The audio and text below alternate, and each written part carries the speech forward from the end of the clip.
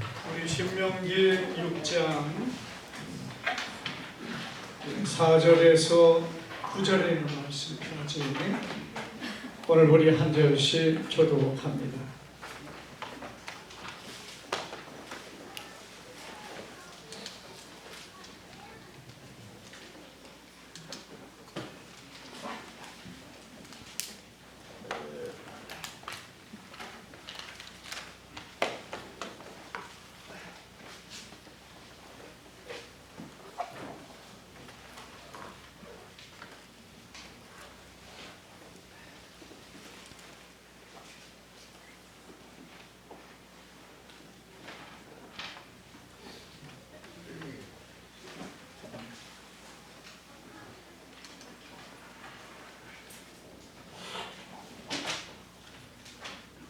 신명기 6장 4절에서 9절에 있는 말씀입니다.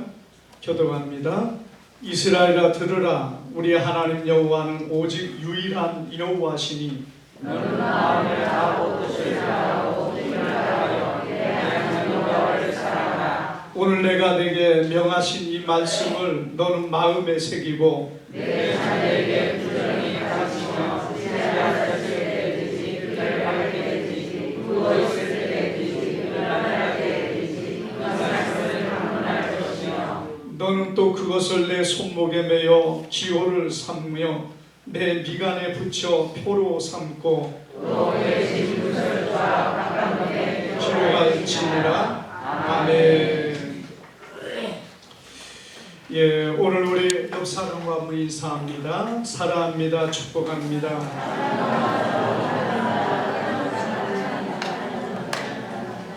예, 오늘 우리 말씀을 통해서 자녀를 말씀으로 교육하라 라는 제목으로 우리 말씀을 상고할 때에 주의 큰 은혜가 오늘 우리 안에 넘치기를 주님의 이름으로 축복합니다.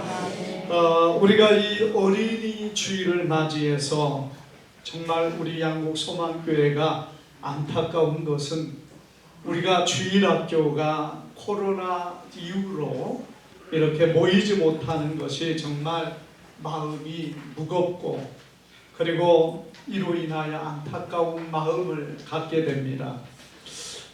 주일학교가 없다는 것은 미래가 없다는 것이에요.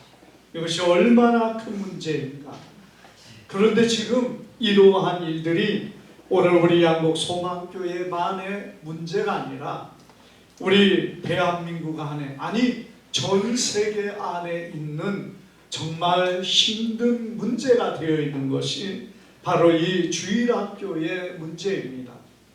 왜냐하면 그만큼 어린 생명들이 하나님 앞에 나와서 예배 드리는 그러한 일들이 적어졌고, 우리 한국에도 여러분 거의 100% 모든 교회에 주일학교가 있었고 그 주일학교로 인하여 교회가 이어져 왔던 일들이 이제는 무너져서 약 한 70% 가까이 교회들이 주일학교가 무너지는 그런 일이 지금 이 땅에 일어나고 있다는 것을 우리는 보게 됩니다. 여러분, 우리가 하나님 안에서 교회가 해야 될 일이 뭔가, 그리고 성도가 해야 될 일이 무엇인가, 많은 부분들이 있습니다. 그러나 내게 주어지는 귀한 생명을 하나님 앞에 믿음으로 세우는 것보다 소중한 것이 없다는 것이에요. 여러분, 우리는 남을 전도해서 하나님 앞에 이끌 수 있습니다. 그러나 여러분, 요즘에 그렇게 해서 이끄는다고 해서 그에게 얼마나 큰 영향력을 미칠 수 있겠습니까? 그러나 우리의 자녀들은 정말 부모가 그를 품고 기도하며 가르치며 양육함으로 인하여서 여러분 그들을 하나님의 교회 안에 큰 일꾼으로 세울 수 있는 일들이 바로 부모에게 있다는 것이에요. 그래서 우리가 이 본문에 보면은 하나님께서 이스라엘 백성들에게 그 자녀의 양육에 가장 큰 책임을 맡기고 있습니다. 우리가 여기 6장 7절의 9절을 보면은 내 자녀에게 부지런히 가르치며 집에 앉았을 때든지 길을 행할 때든지 누웠을 때든지 일어날 때든지 이 말씀을 강론할 것이며, 여러분이 이렇게 말씀하신 이유가 어디에 있습니까? 그 자녀에 대한 교육의 책임은 부모에게 있다는 것이에요. 그래서 부모가 그렇게 양육하지 아니하면은 자녀가 말씀 안에 믿음 안에 서는 것이 어렵고 힘들 수밖에 없다는 분명한 사실을 우리는 기억해야 됩니다. 그래서 여러분, 여기 우리가 자녀가 있는 사람이 얼마나 많은지는 모르겠어요. 그러나 자녀가 없을지라도 우리의 손자와 손녀들, 그리고 우리의 가정 안에 있는 귀한 생명들을 위하여 우리는 기도하며 믿음으로 그들을 세워서 하나님 앞에 세워가는 책임을 다해야 되는 것이 다른 데 있는 게 아니고 부모에게 있다는 사실을 우리는 믿으시기를 바랍니다. 그래서 성경은 뭐라 말했습니까? 내 자녀를 부지런히 가르치라고 그랬어요. 여러분, 자녀를 부지런히 가르쳐야 될 이유가 어디에 있습니까? 자녀들은 부지런히 세상 것을 배워가기 때문에 그렇습니다. 어려서 여러분 그 자녀가 말씀 안에 깨닫고 서지 아니하면은 어려서 다른 것이 들어오기 전에 예수 그리스도를 알고 하나님을 아는 지식이 그 마음을 잡지 못하면은 여러분 그 생명이 하나님의 말씀 안에 바로 서는 것은 참 어려울 수 있다는 것입니다. 그래서 여러분 부지런히 가르쳐야 되는 것은 바로 그 어린 생명의 마음밭에 예수 그리스도의 말씀이 새겨져서 저들이 주님 안에 힘을 얻고 주님을 섬기는 자가 되는 것이 여러분 그 말씀을 새김으로 인하여 이루어질 수 있다는 것을 우리는 기억하기를 바랍니다. 아멘. 그래서 집에 앉았을 때나 길을 행할 때나 누웠을 때나 여러분 이것이 얼마나 많은 환경에서 어린 아이들을 가르치라는 것인가를 보여주고 있습니다. 우리 한국에 여러분 한때 그리고 상당한 기간 동안에 이 자녀 교육에 대한 부분들을 교회에서 맡아서 일할 때가 있었습니다. 선교원을 여러분 교회마다 만들어서 어린 아이들, 유아들을 가르치고 학교에 들어가서 세상의 학문을 배우고 진화론과 그리고 그 세상적이고 불신앙적이고 하나님이 없는 학문을 배우기 전에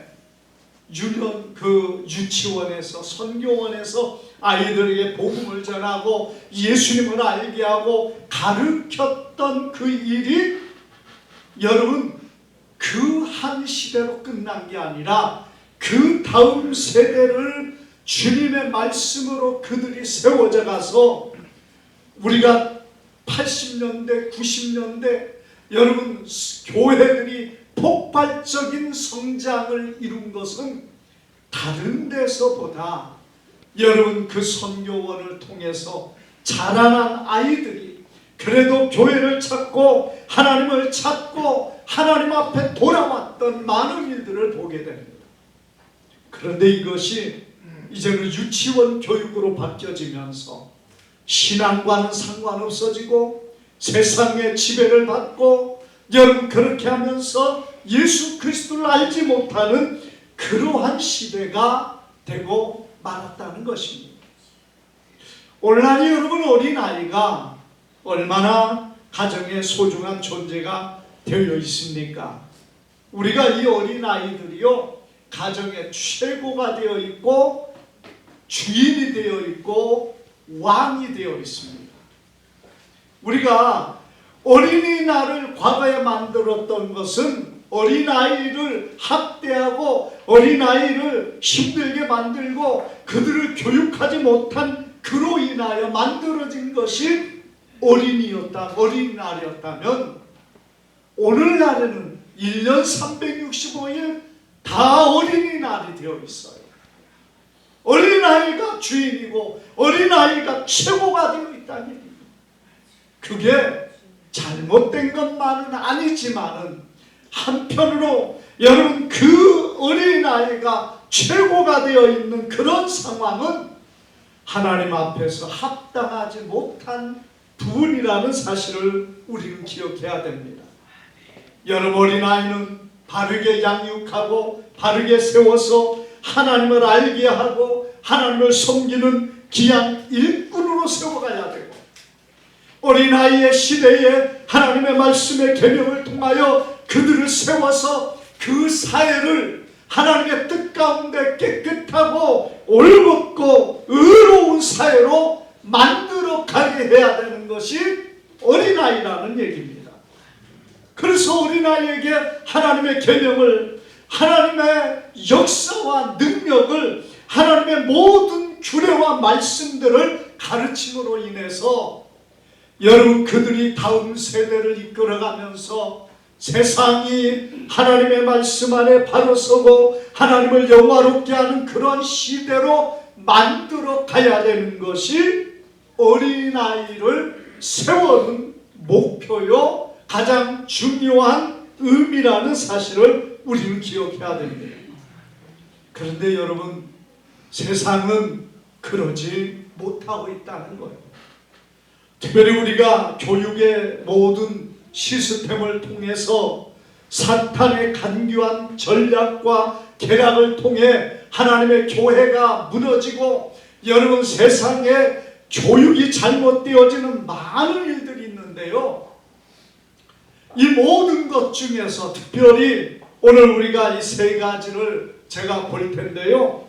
여러분 첫째가 사탄의 간교한 계략으로 교회와 신앙과 이 사회가 무너져가는 그 일이 어떤 것이었는가? 첫째가 공산주의의 사상으로 인하여 여러분 온 세상이 하나님의 나라가 아닌 마귀와 사탄의 계략에 넘어가는 많은 일들을 우리는 보게 됩니다. 대부분 이런 일들이 어느 때 일어났느냐? 1800년도에 그쯤에서 공산주의 사상이 일어났고 그리고 그때에 진화론이 또한 일어났고 그때에 어떤 이후에도 보면은 그 시대가 정말 가장 인본주의적이면서 사람이 주인이 되고 세상의 방식과 방법으로 사람들이 살아가는 그런 시대가 되기 시작했다는 얘기예요.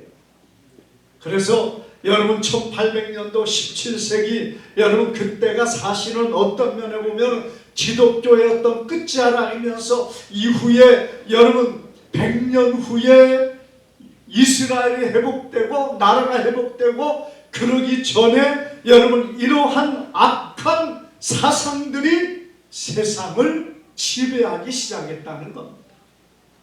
여러분이 공산주의 사상은 무엇을 세상에 남기고 있습니까? 사람이라는 존재는 물질이다.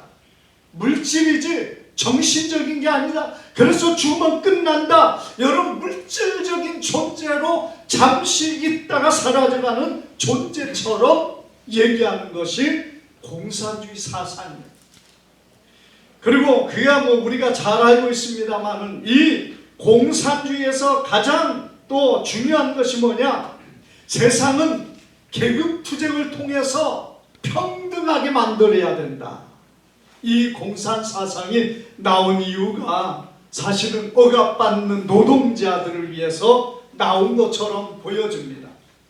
여러분 그렇기 때문에 이들이 노동자들의 그 계급투쟁 그래서 세상의 어떤 평화를 위하고 평등하기를 원한다고 하는데 그 근본을 투쟁을 통해 이루려고 했다는 얘기입니다. 네, 다 좋습니다. 뭐 노동자와 그리고 어떤 그 지주와의 관계도 있고 그래서 평등의 관계를 조금 이어가야 되는데 이 사람들이 주장하는 것이 단지 그것만이 아니라 여러분 여기 보면은 그들이 말하는 최초의 계급투쟁은 어디에서 해야 되냐? 가정에서 해야 된다고 그들이 주창하게 됩니다. 물론 그때까지는 여성이라는 존재가 굉장히 비하된 부분도 없지 않아 있습니다. 사실 유럽에서는 여성에 대한 부분이 좀 강조되어 있었지만은 우리나라 같은 경우는 정말 여성이 얼마나 비하되고 마치 남존 여비 같은 그런 모습의 삶을 살아왔기 때문에 이 공산사상에서요 제일 먼저 말한 게 뭐냐? 여성의 그 어떤 계급투쟁, 가정 안에서 투쟁을 통해서 이 가정의 평화를, 평등을 쟁취해야 된다. 그래서 가정이 다툼과 분쟁으로 만들어 버린 것이 바로 이 공산사상의 하나의 잘못된 그 모습들을 보게 됩니다. 여러분 이들은 남녀와 부모와 자녀의 세대별의 차이를 가지고 그들을 하나 권위가 없어지고 그리고 어떤 세대별적인 그런 차이를 없애는 그들의 시도가 되어짐으로 인하여서 가정의 문제가 참으로 소홀하게 여겨졌다는 것입니다. 여러분 그뿐만 아니라 사유재산 폐지, 공동소유, 이 공산사상의 제일 중요한 것이 공동소유였거든요. 그래서 재물도 모든 것을 공동으로 소유해야 된다. 그리고 남녀의 모든 성과 계급과 재물도 다 공동으로 소유해야 된다. 이렇게 그들이 말합니다. 그래서요 여러분 한때 우리나라 안에서도 그 공산사상이 들어와 주체사상이 들어오면서요 여러분 우리나라 안에서도 이로 인하여서 참 이 잘못된 사상들이 젊은이 속에 넘쳐났다는 것입니다. 박선경 작가라는 그 분이 계시는데 여러분 이분이 쓴 그 에세이에 보면은 이런 내용이 있습니다. 우리 동네 그 데모하던 그 언니라는 그 글의 내용이 있는데요. 언젠가 한번 여러분들에게도 제가 말씀을 드린 적이 있는 것 같습니다만은 여러분 이분이 쓴 글에 보면은 우리 동네 정말 이쁘고 아름다운 그런 언니가 교회 다니는 언니가 있었다는 겁니다. 그런데 그 언니가 교회 신앙심이 깊었고 하나님을 잘 섬겼는데 언제부턴가 그 언니의 얼굴이 잿빛이 되고 이그러졌다는 겁니다. 그런데 그때가 언제냐? 전두환 때에 데모를 시작하면서 데모하는데 자기들끼리 모여서 사상 교육을 받고 이러한 그것을 하면서부터 그 언니 얼굴이 이그러지고 잿빛이 되었다는 것입니다. 그들은 모일 때마다 사상인형과 의식과 교육을 하는데요.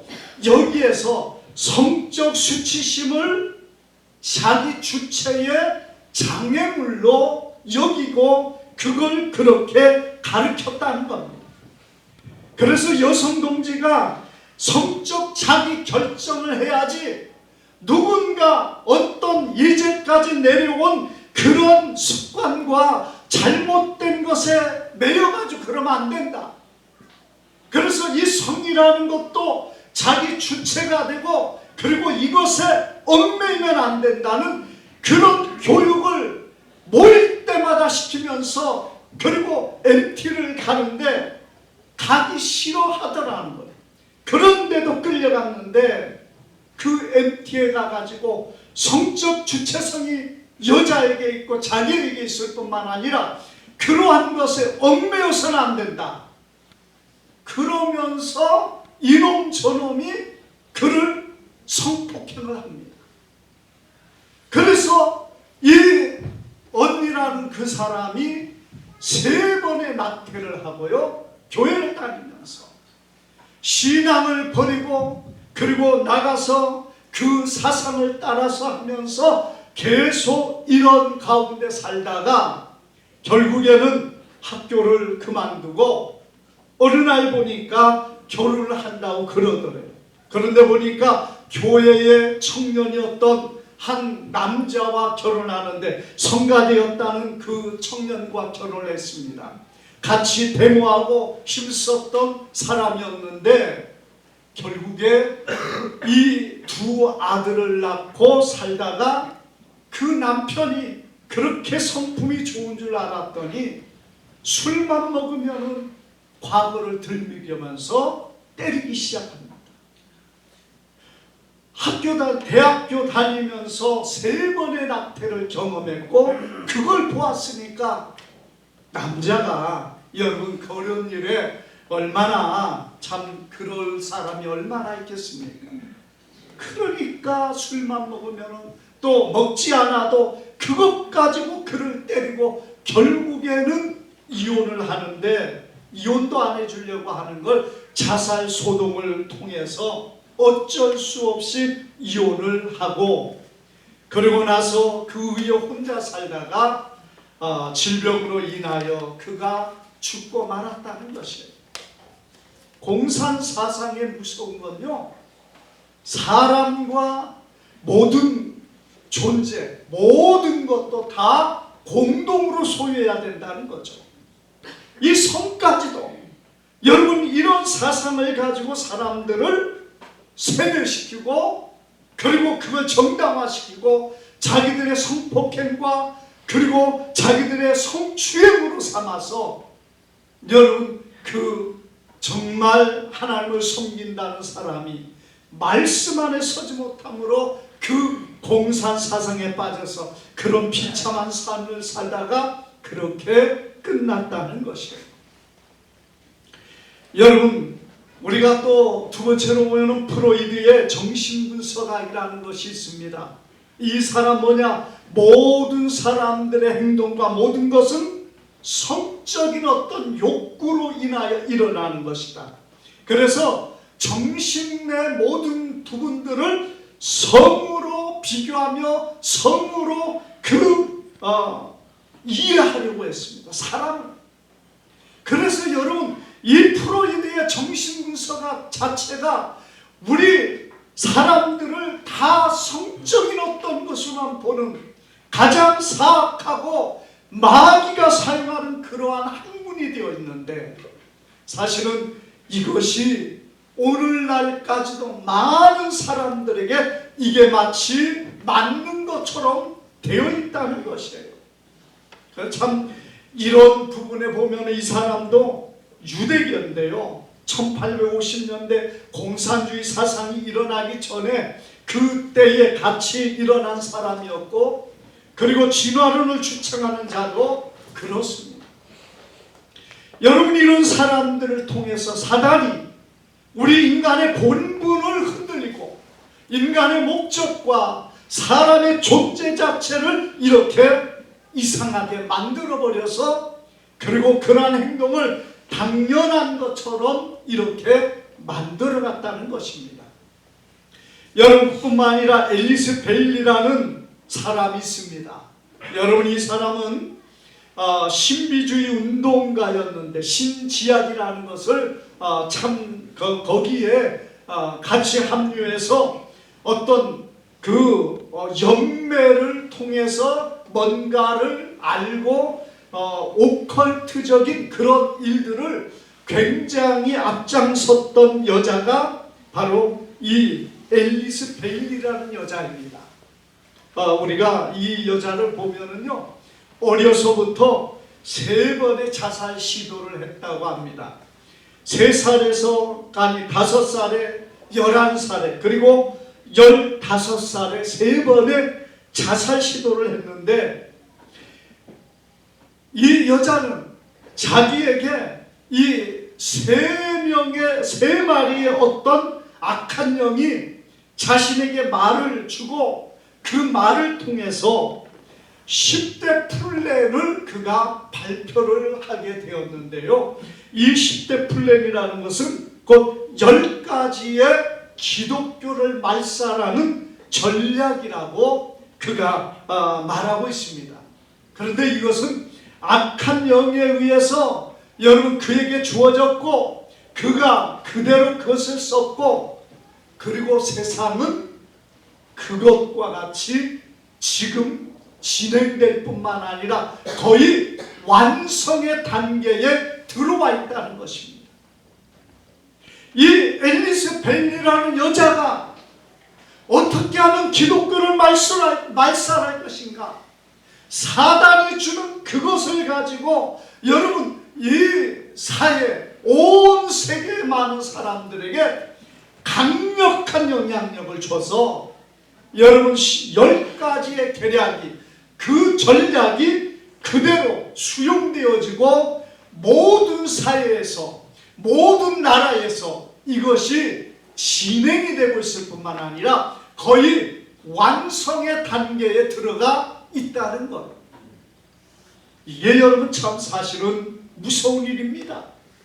우리가 이런 악한 자의 계략이 우리 대한민국 땅에도 그대로 들어와서 지금까지 여러분 이것이 이루어졌고 거의 이루어져 가고 있다는 사실을 볼 때 사단의 전략이 얼마나 무서운가를 우리는 기억해야 될 줄 압니다.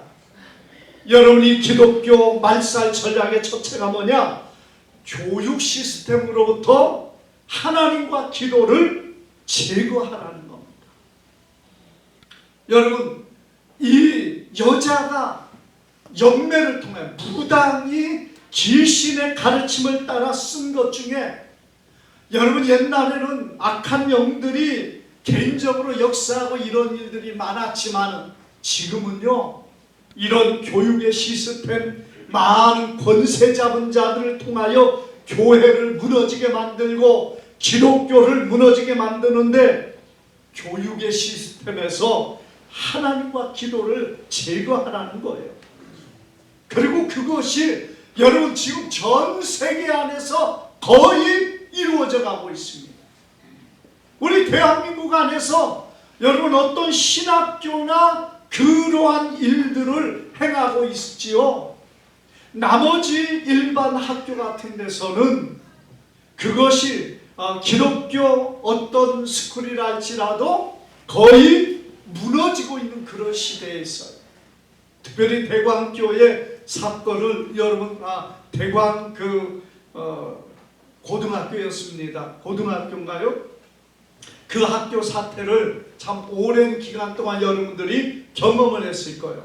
그 한 학생이 교회 안에서 그 학교에서 예배드리고 체풀하는 것을 반대하고 데모를 하며 상당한 오랜 기간 그것을 했는데 여러분 그것이 사회 안에 받아들여지고 그리고 그로 인하여서 여러분 이 학교 안에서 기도하는 것과 예배하는 것들이 우리나라에서 어려워지는 그러한 문제가 되고 말았다는 것입니다. 그런데 보세요. 세상은 그 학생을 서울대학에서 받아주고 마치 대단한 일을 행한 것처럼 그렇게 만들었다는 것입니다. 이 앨리스 벨리라는 여자가 1948년도인가요? 그때쯤에서 죽었습니다. 그 이전에 이것이 발표되었는데 이러한 것들이 온 세계 안에서 그대로 이루어졌는데 여러분 미국에서는 누굽니까? 그 케네디 대통령이 많은 사람들의 그가 케네디를 좋아하고 존경하고 그렇습니다만 그는 천주교인이었어요. 그의 가문은 천주교 가문이라서 이 케네디 대통령 때에 교회 학교 안에서 예배와 그리고 기도가 사라지게 됩니다. 그리고 그 이후에 계속해서 보면은 이 케네디 이후에 1962년 6월 25일에 미국 연방대법원에서 정교 분리의 원칙을 내세워서 공립학교에서 하나님과 성경을 가르치는 것이 금지된다는 판결이 내려져요. 그런데 여러분, 일부 학교에서는 뭐 명상이라든지 불교적인 거, 인도적인 이런 것들은 아이들의 정신건강을 위해서 강조되고 권장되어지고 행하고 있다는 것이에요. 얼마나 참 모순되면서 우리 기독교에 대한 문제를 그들이 이렇게 말살하고자 하는 부분들이 많은 것을 우리는 보게 됩니다. 두 번째 전략에서 그들은요, 아동들에 대한 부모의 권위를 축소시켜라. 아동들, 어린아이에 대한 부모의 권위를 축소를 하라는 얘기입니다. 부모가 권위를 가지고 아이들을 다루지 못하게 하는 거예요. 그래서 부모와 자녀를 격리를 시키고 분리를 시키는 그 일을 그들이 하게 되는데요. 그 내용으로 첫째는 아동의 권리를 과잉되게 신장을 시켜라. 여러분, 아동의 권리를 과잉하게 신장시키는 것은 뭡니까? 아동의 권리, 신장, 마치 여러분 우리나라 안에서도 보면은 초등학교에서 그 학생 규례 조례가 발표되어서 이 좌파적인 어떤 사상을 가진 사람이 어린아이 학생들을 때리지 못하고 체벌을 금지하고 여러 가지 모든 것들을 학생들 위주로 하게 되니까 여러분, 학교가 엉망이 되어지는 현실을 우리는 보게 됩니다. 그래서 아동의 권리를 과도하게 신장을 해서 그 부모가 체벌을 못하게 만든 거죠. 우리나라에서 여러분, 어린아이들을 체벌하는 것은 큰 일이 되어 있습니다. 물론 여러분, 그 악한 자로 인하여서 어린아이가 그 계모에 의해서 죽는 사건이 일어나는 그런 일은 있어서는 안 되겠지만은, 여러분, 어린아이를 체벌을 금지해서 어린아이 마음대로 하게 하는 그것 자체가 하나님 앞에서 어린아이를 방치해둘 뿐만 아니라 악에 물들게 합니다. 여러분, 아이로 지옥을 가게 하는 것이 어떤 방식인 줄 압니까? 그 아이에게 내버려 두면은 그냥 지옥으로 잘 갑니다. 절대 돌아서지 않아요. 여러분, 아이들은 그냥 내버려 두면은 지가 하고 싶은 대로 하고 지가 원하는 대로 하고, 여러분, 죄악이 우리 인간을 지배하고 죄가 우리를 다스리는 동안에 우리가 죄와 싸워 이길 수 있는 사람이 누가 있겠습니까? 아이를 그냥 내버려 두면은 여러분, 그 아이가 자기가 선한 것을 알아서 좋은 것을 찾고 그리고 귀한 것을 찾아서 바르게 할 것이다. 어른도 못합니다. 권리가 신장되어지고, 여러분, 우리 사람들이 자기 결정권이 많아지면은 사람들이 모여가지고 좋은 것을 선택할 거다. 천만에요. 자기 유익한 것만 선택합니다. 그리고 거기에 자기 목을 맵니다. 그게 우리나라 사회가 그렇지 않습니까? 자기 이익이 조금만 이익이 안 되면은 목숨을 내놓고 달려드는 것이 우리나라 사람들. 왜? 그게 자기 이익이기 때문에 그렇습니다.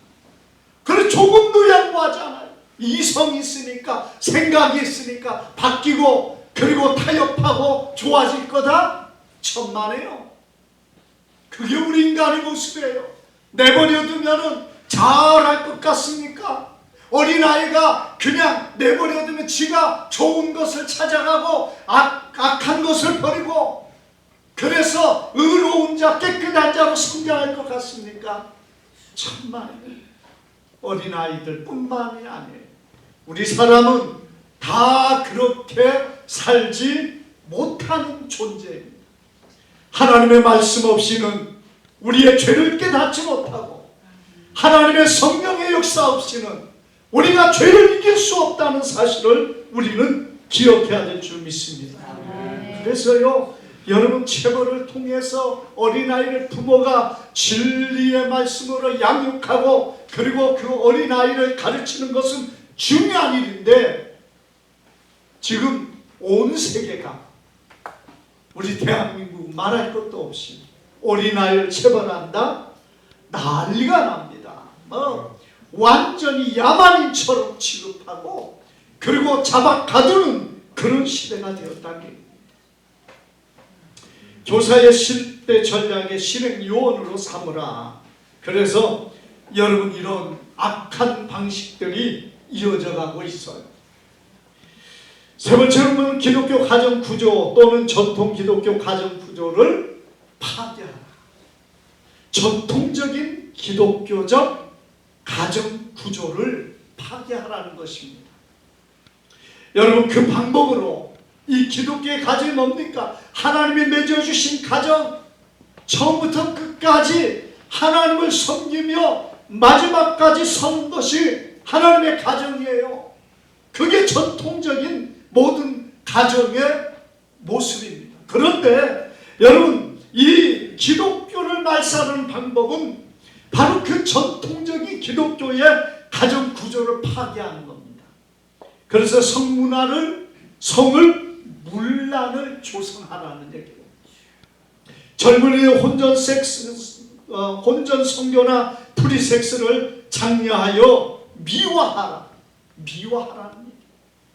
여러분, 젊은이들에게 이런 프리섹스, 자유로운 섹스, 자유로운 성관계, 이 사람하고 저 사람하고 같이 살다가 그만두고, 이런 것들이 여러분 오늘 이 시대에 얼마나 사회적인 문제가 되어 있습니다.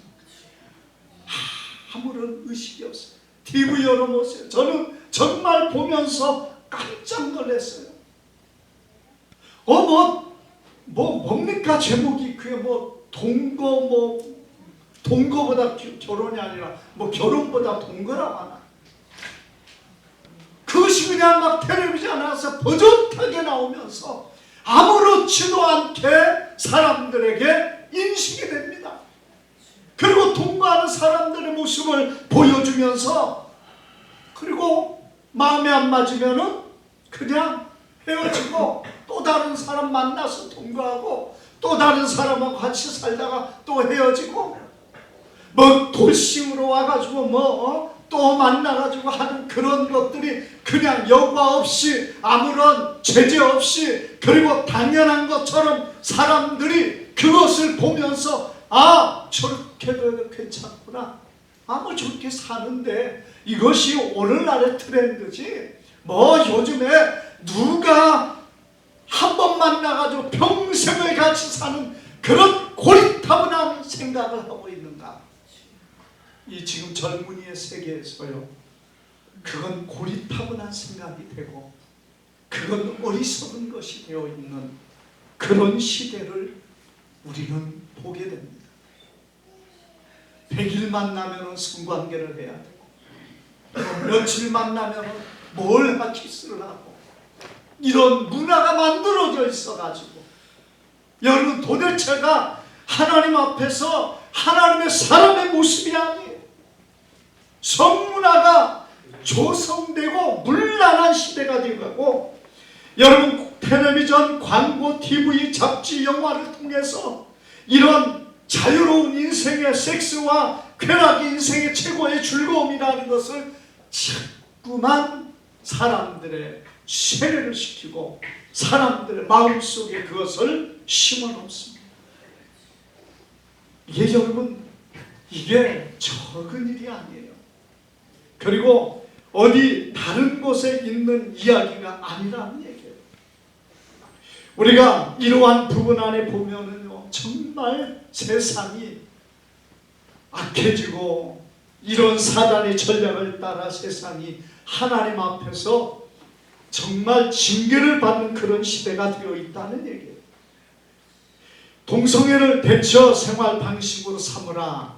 여러분, 이들이 말하는 교회를 무너지게 하는 것이 동성애를 자꾸 권장을 하고, 그리고 그것이 좋은 것처럼 동성애 얘기가 나오면은요, 인터넷에 동성애에 대해 댓글을 달 때 뭐라고 하는 것 같던데, 뭐 더 좋다고 하던가 그런 내용들을 제가 인터넷 보면서 참 정말 이 악한 자들이요 얼마나 달려들어서 그걸 조장을 합니다. 여러분 지금 TV 안에서도 보면 동성애를 얼마나 권장하는지 모릅니다. 그런데 보세요, 에이즈가 동성애 때문에 오는 건데 동성애 때문에 오는 것으로 얘기하지 않습니다. 지금 이 동성애 때문에 에이즈가 만연되고 사람들이 다 에이즈가 우리나라에 얼마나 있는지 언론이 차단을 해버려요. 법적으로 차단을 합니다. 발표를 못하게 합니다. 그리고 에이즈가 발생하는 그날부터 그의 모든